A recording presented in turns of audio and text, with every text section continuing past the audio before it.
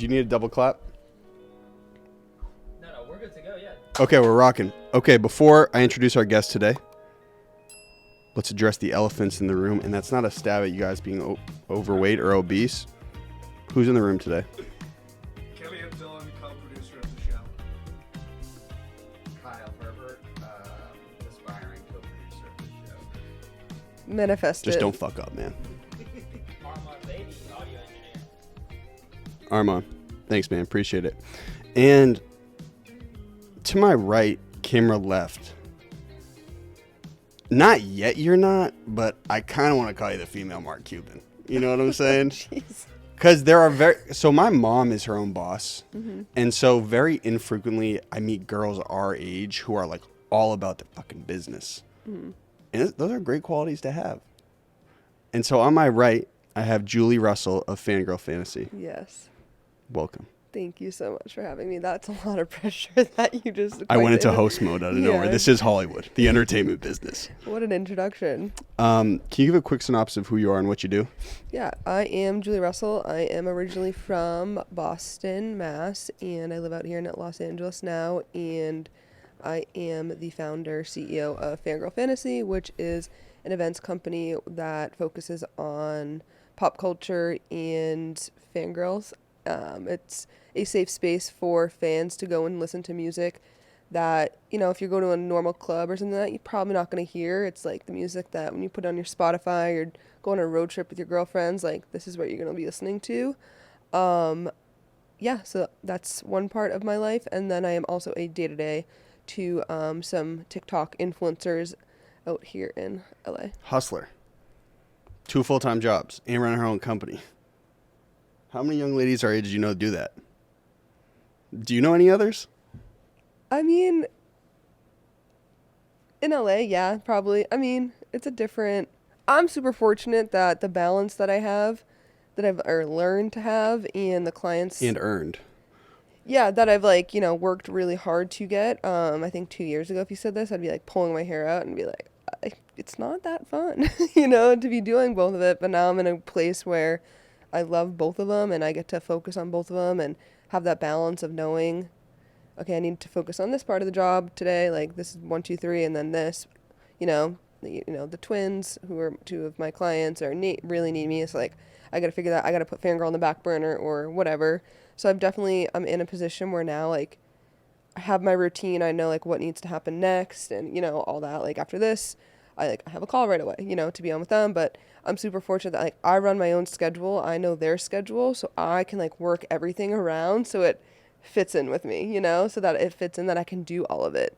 Where, you know, some people are doing their side hustle of going to a 9 to 5, sitting in an office, and, like, maybe they're trying to, you know, do an Etsy shop, or they're, you know, there's these women on TikTok that are, you know, doing these really cool different business, but they have to work a 9 to 5. Like, they can't do both. So they're doing 9 to 5 and then going to work, you know, 6 to 10 or 6 to midnight, get up, go back to their 9 to 5. Like, I'm super fortunate that my schedule allows me to, like, do both during normal business hours. But you carved that for yourself.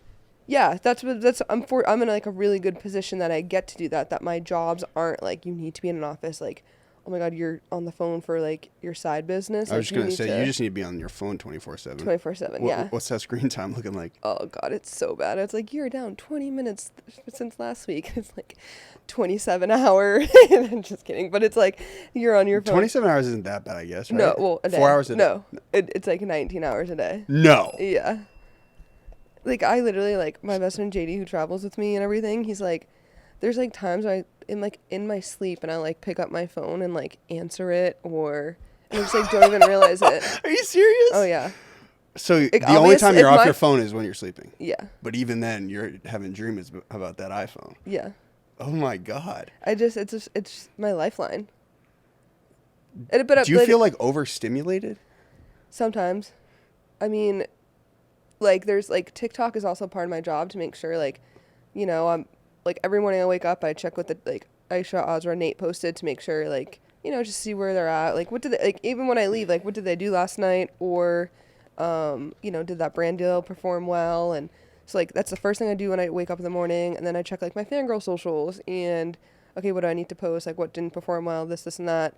And then Did you create the content yourself? on Fangirl, Yeah. yeah. Okay. Yeah, so, like, but for the TikTokers, they're editing their own stuff. Yeah. No, they're the creative geniuses behind like everything that they do. So it's like, yeah, being on social media is a part of my job, and like in the pop culture world, like I need to make sure I'm like, if we're throwing these events, like what's going on, and relatable to the like you guys wouldn't, but like there's like Liam Payne drama with like One Direction that happened yesterday, and like this whole blowout. So it's like I need to make sure like our content that we're posting is kind of relevant. like toward what is going on, and like even like How do you assess that? You go on like Twitter trends or?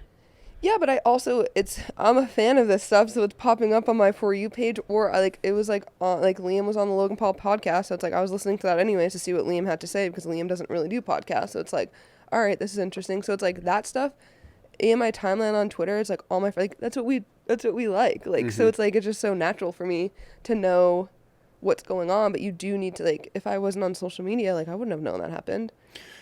You said you could put Fangirl on the back burner. There's no way with the momentum you have right now that you could do that, right? No, definitely not now. But like when it was starting and during COVID. So during COVID, like obviously we weren't doing events, so I had a podcast to make sure like people still knew what I was doing and having guests on and this and this and that. And I had Killian listen to an episode with me. Oh no, which one? The one where your friend interviewed you. Okay, Corinne. Yeah, what you think? That was like your childhood friend. That was smart. Yeah, because like two besties talking about it. Yeah, and like out of anyone, she's like seen the hustle and seen like what I've been doing, so like it was easy. Where like if you just, and I like didn't want to just sit there and talk about myself. Yeah. So so I did like a podcast, and then I haven't done the podcast since like the events are come out, because I literally do not have the time to do it. I had a producer. I had someone that edited all of it. Like I had like a whole like podcast team that like did it all for me, but I still like finding that time to sit and get the guests. And I don't really want to be a podcaster. I do think it is a great, like, I don't know. I do think it was, no, but I do think for the company, like if I had the time, do you think I should be doing it? Yes. Because I also want to give these women in men in the entertainment industry that were fangirls, that were fanboys, like a voice, and to like for everyone to tell their story. Because the alley that, like the lane that we're in, like it's not really, people kind of look down, like not look down on it, but like when you think of fangirls, you think of girls outside screaming outside One Direction's hotel. Like that's not what a fangirl is. Fangirls are the ones that are making sure Harry Styles' album is number one, making sure that his merch and that these 15 MSG shows and these 15 forum shows are selling out.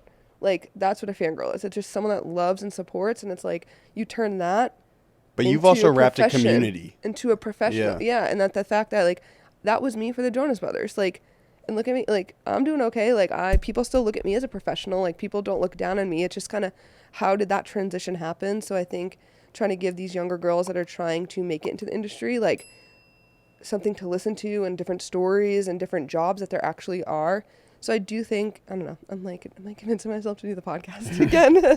Just get a producer, hire somebody. Yeah, no, I know. I did. Hire Kyle. He needs help. Perfect. And we've already bonded. Conflict of interest, though. Yeah. I don't know. He might tell me my secrets.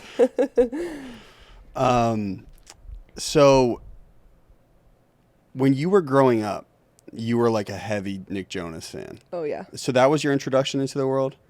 Was Nick Jonas? How old are you? I'm 28. Okay, I'm 26. So that you must have been what, like 8th grade? When the Jonas Brothers is like 7th grade. When they were big, yeah. 7th, 8th grade.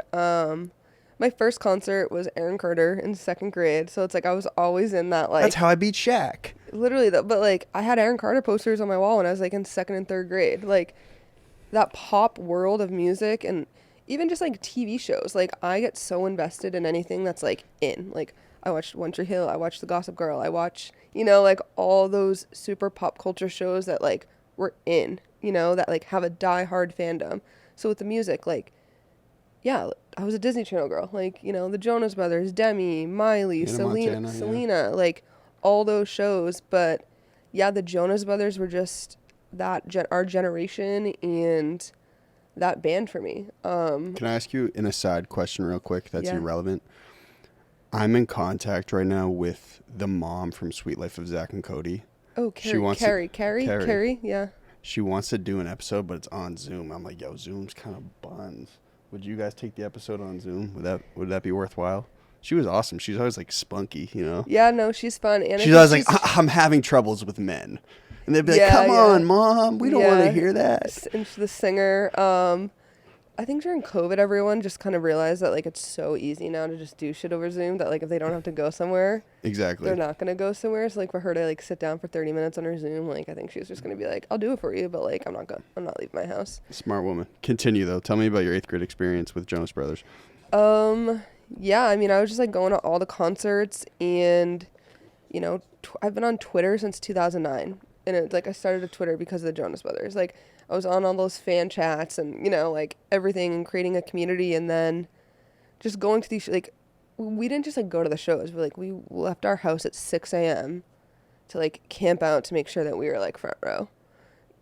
We'd find like where their hotel, like I did all of it, like where their hotels were, like they're on the Today Show, they're in Good Morning America. I'd hop on a mega bus with like 7 other girls from Boston. Did you ever take the Fangirl bus? Hell no. You're No, not familiar with the Fangirl bus? We were out of Chinatown. Yeah. It would like sometimes smoke. Like you like see it on the Mass Pike. You're like, oh, No, they allowed chickens to run around on the bus. You're like, oh, they're not gonna make it to New York City. No, we were mega bus gals. But it was like $20, you know, or like $40 round trip for, you know, and we'd go for the day and a half. We'd leave at like midnight to get there at 4 a.m. because that's when like the Today Show like started to camp out, or we'd leave a little earlier to get there by like 2 a.m. We'd camp out for the Today Show, and then like we just met all these other fans from New York. Like, okay, those are the New York girls that we see like always get to meet Nick and Joe and Kevin when they're in the city because that's where they lived. Like, and then we're the Boston crew that came, you know, it was like kind of like, then like you just become so close with them because we're camping out. It's like, oh, I have to go to the bathroom, and I come with, you know, like just like girl, and like we're all just so excited. And I mean the day the Jonas Brothers broke up, they announced it. They were going to be on. What was the day? In October. It was the day that the Red Sox were in the World Series and Obama was in town. The day of reckoning. And then we were on a mega bus back from the mess. It took us hours to get back to Boston because of that. Like, I'll never forget it. Red Sox in the World Series and Obama in town. That was in 2013. And like the day before, like they announced it, they're going to be on Good Morning America. Like, and like they hadn't been really doing too much. They're like on a tour, but it kind of flopped, like all this stuff. And so like our group chat just like blew up. We're like, we have to go. And we literally booked the first bus, camped out. And like if you look up the breakup and them coming outside after, I'm right there on the barricade with like 10, 15 of my friends. Really? Mm-hmm. And All like, Bill Ricka girls? Not my friend Heather, she's from Chelmsford. No, like I didn't really, none of my friends like that I like grew up with, like my good friends were like really in it. Like it was. So like, these were just girls you had met at events and stuff. Like, wow. Yeah, just like that's weird for Massachusetts to have like friends growing up from other towns like that. Yeah, so like I met this girl, she's my best friend now, Heather, and we like are outside Joe's hotel in Boston, and we were like talking on Twitter before, and it just turns out she's from Chelmsford. So then like after that we realized like we literally live 10 minutes from each other. So we just hang out all the time after that. And she lives out here now. To this day, she's my best friend. Really? Mm-hmm. She worked at the radio. Like after like I was working in radio, she was looking for a job in entertainment. I like introduced her to my boss. She came at the radio. Like, yeah, she's like my best friend. But it happened because of the Jonas Brothers. But there's so many stories like that. And like I have a couple interns, my assistant, and that they're always like, oh my God, you got to meet blah, blah, blah. And it's just like they're friends. Or, hey, they're texting like Liv and Lindsay are both, Lindsay's in Connecticut and lives in Mass. But Lindsay always comes up to like Boston shows and they're like hanging out in line together. And it's just, I mean, my assistant Liv, she's been with me since the beginning of Fangirl. She's following Halsey's tour right now, and I just love it so much. So Halsey's considered like fangirl of the current day. Yeah, Halsey has she has a really diehard fan base. And that's the thing is like, you think of Fangirl, you think of just like the Jonas Brothers or One Direction or Harry, you know, it's like, no, like Halsey's fans, they go to like 4 or 5 shows a tour. I'll tell you something crazy. I was outside, in 2018, I was outside the Middle East, and I was throwing shows in the basement. It's a Halsey. It wasn't. She's you know how the Sony is above and it's like 300 people? There were like maybe 60 girls there, like screaming these songs. And I walked by, I'm like, who is this? And like they had like cow costumes on and like really eclectic makeup. And so I looked and it was Doja Cat. This is like 2018. Wow. You remember she had that Moo song? Yeah. And so I remember seeing her fans be like, loved her. She played at Sonia? It was at Sonia. That's awesome. I love that. And it wasn't even close to being sold out. Mm-hmm. But I remember thinking, okay, like, these girls will love her. Mm-hmm. That's how, like, these artists grow mostly, Yeah. right? Starts really small and then... Oh, yeah, for sure. Well, I was going to say Halsey because my friend Heather is, like, Halsey, #1 stan, like, loves her. And she called me, I want to say, like, 2016. I might be wrong. And she's like, hey, like, I know you're not really into her. I've heard a couple of her songs because of Heather, like, in the car and stuff like that. She's like, Halsey's playing at Northeastern at, like, the Starbucks. Want to come? And I was like, yeah, of course. I have nothing else to do. And I knew she really wanted to go and she needed someone. There was literally probably 20 of us, 25 of us in the room in Northeastern at this Starbucks. That's wild. Because, like, you had to be a student there to go, but she, like, knew someone that, like, got her tickets or stuff like that. And, yeah, and it was just... He's literally in a Starbucks. Yeah, it was, like, the coffee shop at the school. Oh, my God. And then that weekend, she played the Middle East downstairs, and it was, like, sold out. Really? But it's still, like, even playing the Middle East downstairs as Halsey, and now she's, like, doing, like, the Xfinity tours and these outdoor, and... It's just crazy to see, but... Well, everyone's been through there. Like, Post Malone had a show there that had, like, 100 people at it. The Middle East? Right before White Iverson went. G-Eazy. I saw Black Bear there. Eminem. Like, yeah, everyone. Yeah, it's really cool. But it's, like, yeah. But Halsey is, I think, also, like, in regards to, like, fans, it's, like, she's really good at keeping her fans, if that makes sense. Like, even as she grows, as her music is getting... more mature. I mean, she's always had really mature music, but she's like keeps her fans and she like is very engaging with them on social. Her meet and greets, just based on what I like, you know, what my friends and stuff say that she's, I don't know, her fans are like in it for the long haul. Die hard. Yeah, but that's what you need. You need the ones that are going to buy the tickets. Like, well, I think that's why your business is so smart because it plays on nostalgia. Mm-hmm. It like takes people. It's like a portal back into like all the memories you're talking about. I think that's why a lot of people like the Jack Harlow song. Because yeah. of the Fergie sample. Yeah. Because, like, people in our generation are like, oh, my God, I remember when that song was huge. Yeah, and then now, like, Glamorous is, like, streaming like crazy on Spotify because all these, like, younger kids like, what song is this? And now they're going back to stream, which is pretty cool. But Was that calculated? You're like, all right, like, did you know it was going to work? What? Fangirl? Yeah. No. But you knew you were good. You knew you were hustling. I came up with the idea, it was, like, the end of 2018, and it was just, like, sitting and brewing, and I, like, didn't really say anything to anyone. I was just, like, what would it do? You know, like, what kind of, and then my best friend JD, who's the DJ now, and my, like, best friend Tone, we're all, like, I was in radio in Boston, so it's, like, I'm, again, super fortunate that I was, like, already plugged in.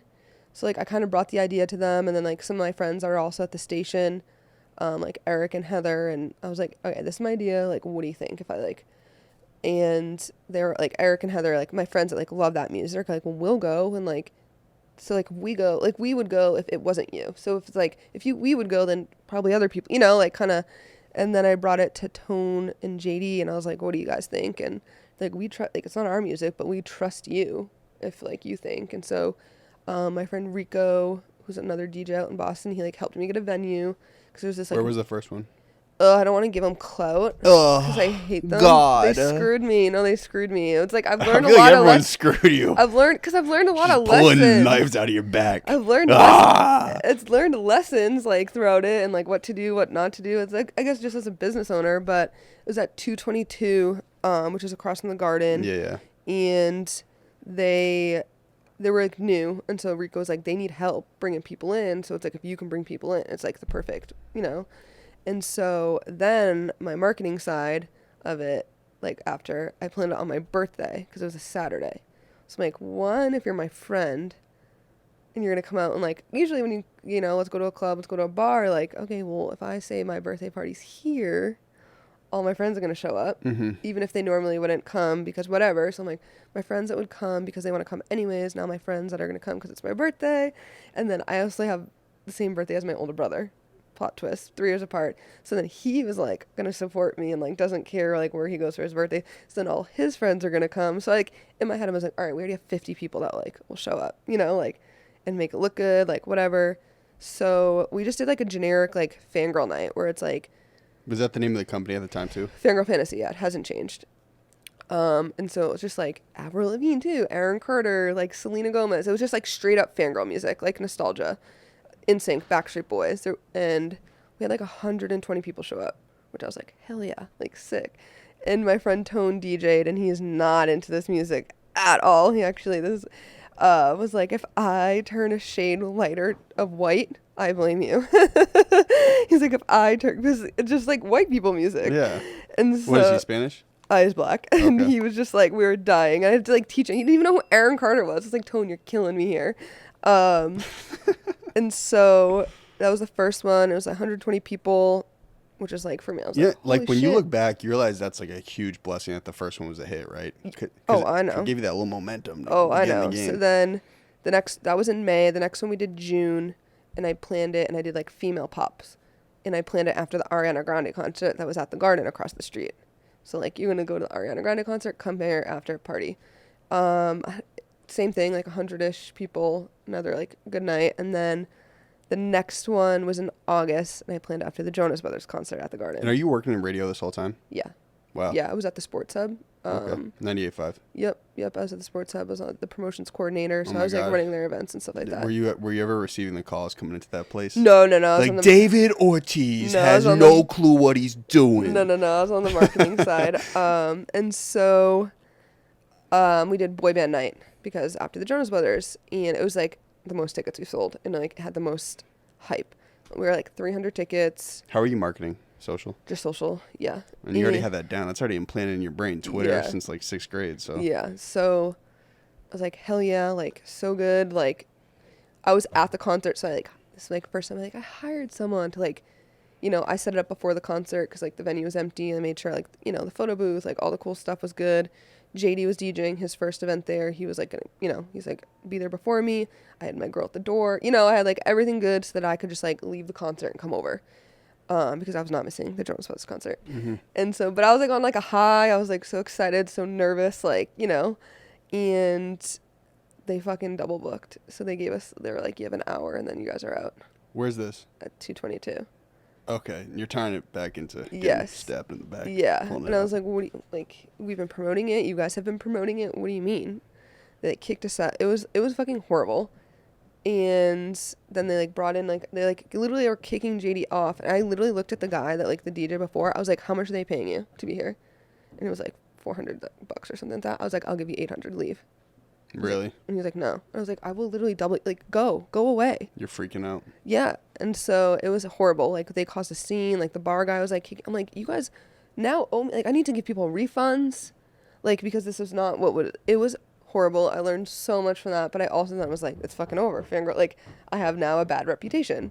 Like, we got kicked out. People saw us get kicked out. Like, bad, it was just not what they came for, because all of a sudden it was playing the Jonas Brothers and then Drake comes on, it was just, so I kind of had to like reevaluate, figure out what we were doing. And then it was like a blessing in disguise. Another venue reached out that needed some help, and we did it in October at the Point in Faneuil Hall. And these are all at this time 21 plus venues that we were doing it. And the Point is 2 stories. The capacity is like 350, almost 400. And I did just Taylor Swift night, and we sold out 3 weeks in advance. And so I was like, oh shit, like, okay, like, I'm back, we're good. And then right before I did that one, I announced a One Direction 5-sauce night at the Middle East downstairs. And then we sold that out, and that's 550 people in November. So I was like, on like a groove of like, all right, I got something here, like, I now also, we're making money, because before it was just Julie Russell money. It was just all the money that like I'm putting into it. I'm paying the DJ, like, I'm paying my friends, like, I'm breaking Sending even demos. or losing money kind of thing. But then like, that Taylor Swift night and then the Middle East night, I'm like, okay, I have like fun money, so I like could buy backdrops, I could buy stuff for these events. And then in January we got like booked. Like we did like a Lady Gaga Beyonce night. We did another Taylor Swift night on like Valentine's Day. We did Lover Night, and then we went to New York for our first time and did it at the Knitting Factory in Brooklyn. And like Fran from Chicks in the Office on Barstool came, and like it was just like great, like awesome, we're killing it. And then COVID hit. So that was like the last week of February. So then it was like we had no more. It was And when do kinda- you shift out here? so I was still at the radio station in Boston, and we got furloughed in March because I ran all the events. There was no events. So I was just like chilling in Boston and doing the podcast and all that stuff. And I think I got furloughed in September. I got furloughed in March. I got laid off officially in September because you can only be furloughed for 6 months. And I got a phone call like the end of October and was like, hey, I have this like position out here. There's this new like TikTok house, creator house that like I need like a project coordinator for. Like, come out. And I was like, I don't really know if I'm going to LA yet. You know, like it just going back and forth. I'm like, what else am I doing? But like, Yeah, but now, fangirl, you're but, like on the precipice of pop culture. Like, yeah, but I was also like if I go out to LA, can I still do fangirl? You know, I was like running everything through my mind. Like, am I going to get distracted? Like, but then it's like, we still had no idea when events were coming back. So like, there was no events still, you know, we were completely shut down. And so my friend was like, come out for 2 weeks, just see if you like it, see the vibe. And I was already in this influencer space because I'm on a couple tours and stuff like that over the summer. I've done a couple of the conventions, social media. So like, I was already super familiar with a lot of these big influencers. I just didn't know the house of influencers that, because it was like the new generation. And so I went out there for 2 weeks and I just like never left. Like I'd like fly home here and there to like, you know, like take a break or just kind of figure it out. And yeah, so I've been out here for almost 2 years. I fell in love. Yeah, it was just like a different. I was going to say, are influencers today, like TikTokers today, are those like who people are going to fangirl? Yeah, it's like a different. Like, are they like the Jonas Brothers of today? Kind of like not really, like in a different, I think there's like different fangirls. I think there's the ones that love the digital and influencer space, but then there's still the pop culture, like music artists. Like there's like the K-pop fans are not coming into the influencer space. Is K-pop really big? Oh my God, yes. Is it? Oh, the biggest. Like BTS. BTS did like 3 nights at SoFi. Sold out. They did Allegiant recently. Yeah, they're doing everything. They're the biggest. Don't make me feel stupid. No, but BTS is the biggest artist right now. Really? Oh yeah, K-pop is the genre right now. Bigger than the Dropkick Murphys? I think so. I think it might be tight with like ticket sales, like who could sell more. But I had Kate Casey on the show. You know that, right? Yeah. Nice guy. Really nice dude. Awesome. Let me ask you a quick question. I have like 2 questions. One, growing up, were you a Webkinz fan? I had Webkinz, but why are you talking like the community that it is? I was gonna say that's like the junior fangirls, right? We're like Webkinz and Club Penguin. Yeah, I had a couple, but like I wasn't like super. There was like I had friends that were like in Webkinz, like they were like starting like the houses and the like all of that. I was gonna say, is that how people like girls will graduate? They start on the Webkinz and then like move up to Twilight, or? See, it's like different. There's like different fangirls for everything. It's like interesting. Like yeah, there's like that Twilight, Hunger Games, like books. There's book fangirl, you know, that like love the books to Nerd. I mean, you were never a book fangirl. No way. Oh, hell yeah. I watched every Twilight movie. I read all the books. I read all the Hunger Games. Hell yeah. Alexander Ludwig forever from the Hunger Games. It was like Nick Jonas, Alexander Ludwig. He knows that. Wait, which one is Ludwig? He was only in the first one, Cato. He was the bad guy, but I just loved him. Wasn't what's that dude's name? Josh what? Josh Hutcherson. Oh yeah, Josh Hutcherson. But like, speaking of that, I literally went to Good Morning America and met him 3 times when they were doing the promotions. Okay, I understand But there's just different. So you Shia LaBeouf fan too? Not really. Okay. I mean, Maybe he's not. a little controversial. Okay. But there's like different fans and fandoms and fangirls for like everything. I mean, so are you Team Jacob or Team Edward? Jacob forever. Really? Yeah. Mm-hmm. You didn't like that emo boy. No, not my vibe. Edward. Not my vibe. Honestly, not my vibe either. Give me the. He's always like, Belle, I love you, but I can't touch you. And James like, Belle, I love you. God. Clearly, you're a Twilight fan. I did like the movies. But yeah, there's like fandoms for everything. Ended so weird though. Twilight? Yeah. Then like Jacob like gets with the baby like imprinted. He imprinted. Imprinted. Mm-hmm. I saw someone said that. Wouldn't it be funny if Drake imprinted on Rihanna's baby? Okay. That was a little inappropriate. It's not. That just means they love them and they want to protect them. It doesn't mean anything inappropriate. It means a little bit different. It's like they wait until they like grow up and they're of age. No, Are you guys familiar? Anyway,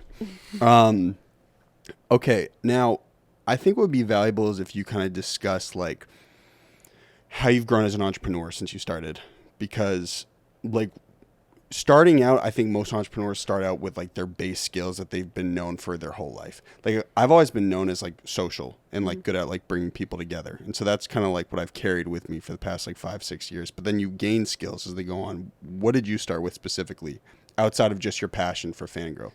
I think I also like I could talk to a wall. I think I very much can fit into any room that I'm in. I like know my place where, you know, if I'm in a room where I'm like supposed to be in there, if that makes sense, where it's like it's all my friends, like my personality, like I'm loud, I'm fun, like I'm Julie. But then if I'm in a room where it's like I'm like the +1 or something like that, I like just kind of like I watch and then I see like who I need to like, okay, I can get along with that person. Then I like go and find like I think I'm adaptable, so I can just like fit where I need to be. Or And you've always known that about yourself. yeah, but I also do my homework on everyone. Like if I know I'm going to a party, like I'm like, okay, who's gonna be there? Or if I see or an event, I'm like, okay, cool, like this person does this, like just so you know, like in LA, like it's all about egos. So you gotta give the ego a little bit of a Massage it a little bit. yeah. So like I just make sure that I just like educate myself, because that is like it's not a skill. That's just like an easy way to do. I think that's what anyone should do. It's just like you should always know who you're in the room with. And it doesn't take much. It's like it's not a skill. It's not like, oh my god, that person's really good at Photoshop. It's like, no, that person just understood like what to do, you know? So I also overdid that for a long time though too. Like I'd have people come up and I'd try to like study every little bit of them. I think that can be crippling. I don't study them, but A little Twitter search, a little Google yeah, search. just like, okay, cool. Like I'll even say like my twins do podcasts and they have guests on that I don't really know sometimes, but I always make sure like they might be showing up with their manager, they might be showing up with their agent to the podcast. So I like, you know, I search, even if I don't know the guest that well, like the guest, this and that, then like look at the manager, just like give me something like, oh, I saw you guys worked on that project. Cool. Like the twins. And even if it's not the twins, like Nate's really into that too, like a way to collab kind of thing. Like one of them, like the guy they just had on, like he's a huge Suns fan, and the Suns lost the night before. I'm like, sick, cool. I'll bring up sports. Quick little convo starter. Yeah, Cool. and stuff like that. And like I don't even like. It's also so that my job is to make sure that everyone wants to work with the twins and Nate, like because whether they think there's something that the twins and Nate can bring to them, but also because they want to be like, oh well, we like Julie, so like let's figure out a way that you know we can do it, or she was really cool to like. So like I just always want to make sure that I'm valuable in any way, and even if it's just someone likes to have a conversation with me, and so I always just try to make it relatable. And I don't get offended, and I think this is if you don't know who I am, like I know who you are, because like I think what you do is really cool. I respect what you're doing. Like, I kind of want to do what you're doing. Or, like, you know, like, but, like, if you walk in, like, oh, sorry, what's your name? Like, I don't care that you don't know who I don't know. Like, I don't get offended by that kind of stuff. But Where are you weakest, do you think, as an entrepreneur right now? Like, what trust. Like, trust and, like, giving, but, like, hiring people to, like, take over. Like, You need a Game of Thrones spinoff. Well, I've never watched Game of Thrones. I mean, just, like, you don't trust anybody. Oh, yeah. Like, I don't know, like, I shouldn't be still, like, booking all my travel and shit, and I, like, or, like, you know, working on my Excel sheets and everything, like, late at night. Micromanagement.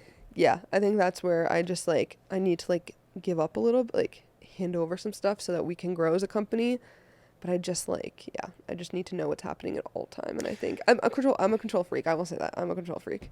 Nothing wrong with that. Sometimes I need to, like, I think it's actually genetic with Irish people. I'm so serious. I think OCD is totally genetic with Irish people. Like, how many people in your family have that controlling nature? No, it's me. It's just you? Yeah. Really? Yeah, when we had talked, when we met, you were kind of explaining, like, you kind of fell out of the sky. Like, your parents worked normal jobs, and right? I think that's a lot of people out here, though. I think you just kind of find your passion, and, I mean, I guess that's, like, with anything, though. Like, But there's usually some sort of thread. Like, for instance, my dad was kind of in politics. Okay. So, like, kind of makes sense. You know what I'm saying? My mom was in sales, so it kind of makes sense. yeah, no. I don't know. I think I'm super lucky. Like, my dad would, like, he used to drop me off to plenty of Jonas Brothers concerts, and, like, of course they'd be like, Julie, are we done with this yet? Like, how much money are you gonna, like, you know, because I would literally work just to make money to buy tickets to go to concerts. Like, I was always at the Middle East. I was always here, you know, going to, like, these local shows, but then, like, spending $200 to go see the Jonas Brothers, my dad's like, enough. Like, why do you have to go to New York this weekend to go see them? You know? But you're always working. Yeah, I paid for everything myself. I was working at Market Basket. I was coaching. Really? I worked at a dog groomer. I did everything. Like, Which Market Basket? In Billerica. Really? Yeah, I worked there for 5 years. Mm-hmm. Are you familiar with what that is? It's like It's a grocery store. It's like Ralph's. No, but it's not. It's more for your dollar though, Market Basket. Oh my God, the deals for in your that dollar. place, and it's got everything. Demoulas, yep. The mullahs, yeah. When COVID hit, I was trying to get him on, but his brother and him have like the same name. Right? Oh, really? But I heard the CEO is like really good to all the employees. Like he knows them all by Dude, name. those bonuses were sick. What Like do you at mean? Christmas, we got like a Christmas bonus. You got an end of the year bonus. Oh my God, it was amazing. I worked there while in high school too. So All right, Julie. 3, 2, 1, promo, go. okay, so next weekend we are in San Diego on the 10th. On the 11th, we're in Sacramento. And then on the 12th, we're in Berkeley, California.